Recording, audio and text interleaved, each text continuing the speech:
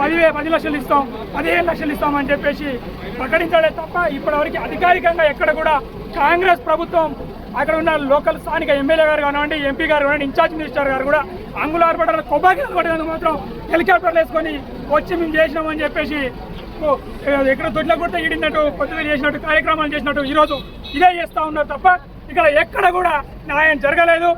ఒక కుటుంబంలో ఒక నిరుపేద వ్యక్తిని తీసుకొచ్చి నడి రోడ్డు మీద పెట్టి రాజకీయాలు చేస్తున్నారు తప్ప ఆ కుటుంబానికి న్యాయం చేసే పార్టీ ఎవరు కనబడలేదని చెప్పేసి మీ ద్వారా చనిపోయినటువంటి వ్యక్తికి కేవలం 10 లక్షల రూపాయల నష్టపరిహారం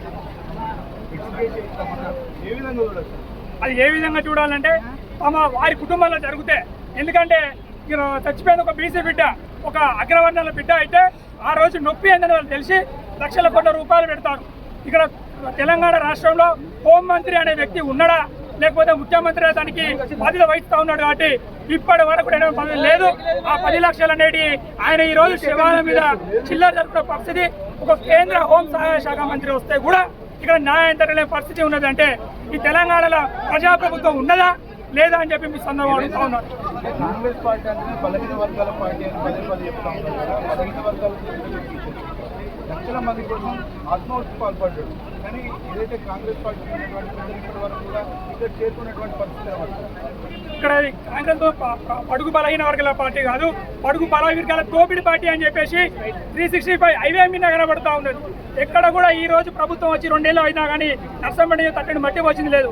ఈ రోజు బీసీ బిడ్డ చనిపోతే 10 లక్షలు కాదని 10 కోట్లు ఇచ్చినా కూడా తక్కువే అని చెప్పేసి రాష్ట్రంలో అట్టుడుతున్నా కానీ అధికార పార్టీ నాయకులు కానీ స్థానిక ఎమ్మెల్యే దొంతి మాధవరెడ్డి గారు కానీ ఈ టైం వరకు ఇప్పటి వరకు కూడా రాలేదంటే ఎంత సిగ్గుచేయటం విధానం. ఈ పోలీసులు ఎందుకు అడ్డం పెడతాడు? ముఖ్యమంత్రి హోంశాఖ చేతిలో పెట్టుకున్నాక వాళ్ళు అడ్డపడిపోతే మేము కడతాం. ప్రజల కోసం కొట్లాడాలి ఎవరు? వాళ్ళకి వత్తాసు పలకడం, ఎస్కాట్లు పెట్టడం అని నియోజకవర్గంలో 2 ఏళ్ళ కానీ చూస్తూ ఉన్నారు. ఈ రోజు కొత్తగా అక్రమం జరుగుతూ ఉంటే ఎస్కాట్లు పెట్టి అంబులెన్స్లలో పెట్టుకొని పోయి దాఖలాలు కలుస్తూ ఉన్నారు. ఒక కింది స్థాయి ఎస్హెచ్ఓ కొంచెం మొదలు పెడితే ఈ రోజు కమిషనర్ అంతా కూడా ఇక్కడ అడ్డంగా ఉన్నది. అంటే ఇది ప్రజాప్రభుత్వమా లేక వాళ్ళ అడ్డంగా కొమ్మగాయడానికి ఉన్నటువంటి జులుము అని చెప్పి మీ ద్వారా చెప్తా ఉన్నాను. జిల్లా చెప్పండి.